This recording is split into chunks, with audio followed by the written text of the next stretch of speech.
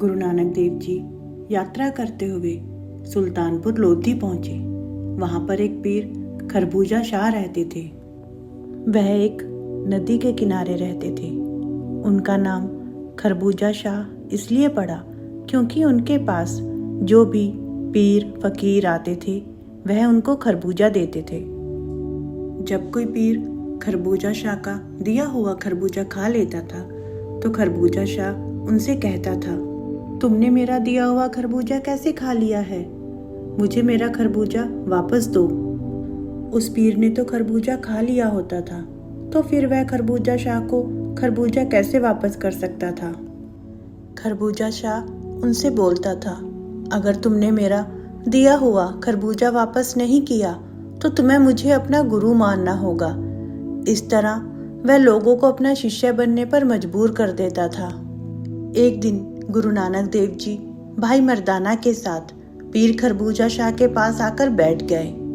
खरबूजा शाह ने गुरु नानक देव जी को भी एक खरबूजा उपहार के रूप में दिया। गुरु नानक देव जी ने खरबूजा ले लिया और उसके टुकड़े कर दिए, परंतु गुरु नानक देव जी ने खरबूजा खाने से पहले उस खरबूजे के 2 टुकड़े पीर खरबूजा शाह को भी दिए और पास बैठी संगत में उस खरबूजे के टुकड़े बांट दिए और खुद भी वह खरबूजा खा लिया। जब पीर खरबूजा शाह ने देखा कि सारा खरबूजा खत्म हो गया है तो पीर खरबूजा शाह गुरु नानक देव जी से बोला, मैंने आपको जो खरबूजा दिया था आप उसे वापस कीजिए। खरबूजा शाह की बात सुनकर गुरु नानक देव जी उनसे कहते हैं, हमने तो खरबूजा खा लिया है, हम तुम्हें खरबूजा कहाँ से वापस कर सकते हैं? परंतु पीर खरबूजा शाह अपनी जिद पर कायम रहता है। वह गुरु नानक देव जी से कहता है, मुझे तो मेरा खरबूजा वापस चाहिए। अगर तुम ऐसा नहीं कर सकते तो तुम्हें मेरा शिष्य बनना होगा। तुम्हें मेरे पैरों में गिरकर मुझसे माफी मांगनी होगी। गुरु नानक देव जी पीर खरबूजा शाह की बातों को सुनकर समझ गए कि यह पीर बहुत अभिमानी है। गुरु नानक देव जी ने कहा, मैं तुम्हारा खरबूजा वापस कर दूंगा और तुम्हें अपना गुरु भी बना लूंगा, परंतु पहले तुम खरबूजे के उन 2 टुकड़ों को वापस करो जिन टुकड़ों को तुमने खाया है। फिर मैं तुम्हारी सारी उन बातों को मान लूंगा जो तुमने मुझसे कही हैं। किसी अन्य पीर फकीर ने कभी भी ऐसा जवाब पीर खरबूजा शाह को नहीं दिया था। गुरु नानक देव जी की बात को सुनकर वह बहुत गुस्से में आ गया। गुरु नानक देव जी ने पीर खरबूजा शाह को कहा, जाओ पहले तुम नदी में स्नान करके आओ, फिर हम तुम्हें तुम्हारा खरबूजा वापस कर देंगे।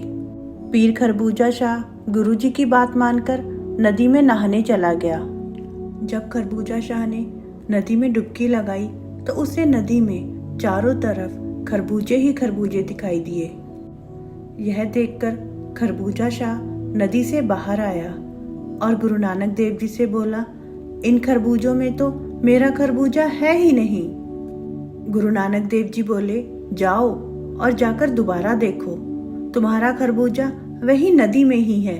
पीर खरबूजा शाह वापस नदी की तरफ जाता है और नदी में देखता है कि वहां पर एक ऐसा खरबूजा है जिसमें 2 टुकड़े कम हैं। पीर खरबूजा शाह उस खरबूजे को उठाकर गुरु नानक देव जी के पास ले आते हैं और गुरु नानक देव जी से कहते हैं, इस खरबूजे में तो 2 टुकड़े कम हैं।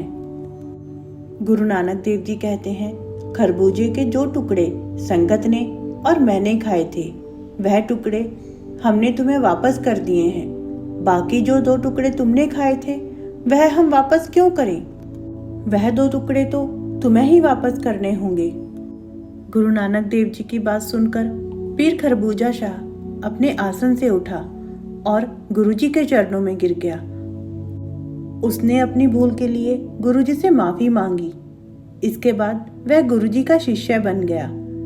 गुरु नानक देव जी ने पीर खरबूजा शाह को ईश्वर की भक्ति और जरूरतमंदों की सहायता करने का उपदेश दिया। जितने दिन भी गुरु नानक देव जी उस जगह पर रहे, पीर खरबूजा शाह ने उनकी सेवा की।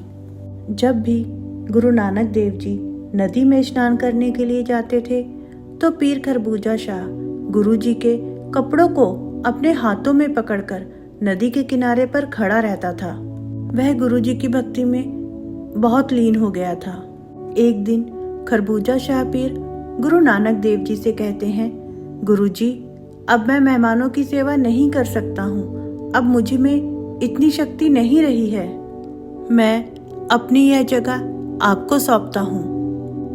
गुरु नानक देव जी ने खरबूजा शाह पीर से कहा, यह ना मेरा है ना तुम्हारा, यह सब उस परम पिता परमेश्वर का है। जब गुरु नानक देव जी अपनी आगे की यात्रा पर निकलने वाले थे तो खरबूजा शाह पीर गुरुजी के पास गया और उनसे बोला, गुरुजी, मैं आपके दर्शनों के बिना जीवित नहीं रह सकता। गुरु नानक देव जी उस समय बेरी की दातन कर रहे थे। खरबूजा शाह पीर की बात सुनकर गुरु नानक देव जी ने उस बेरी की दातन को जमीन में गाड़ दिया। ऐसा करने के बाद गुरु नानक देव जी खरबूजा शाह पीर से कहते हैं, अगर तुम्हें हमारे दर्शन करने होंगे तो तुम इस बेरी में से कर लिया करना। खरबूजा शाह पीर कहते हैं, अगर यह बेरी का पेड़ किसी कारण से ना रहा, यह सूख गया, तो फिर मैं क्या करूंगा? गुरु नानक देव जी ने जवाब दिया, ऐसा नहीं हो सकता। यह बेरी का पेड़ हमेशा यहाँ पर रहेगा। कोई भी आंधी और तूफान इसका कुछ भी नहीं बिगाड़ सकता। खरबूजा शाह पीर गुरुजी के चरणों में झुक गया और गुरु नानक देव जी अपनी आगे की यात्रा पर निकल गए।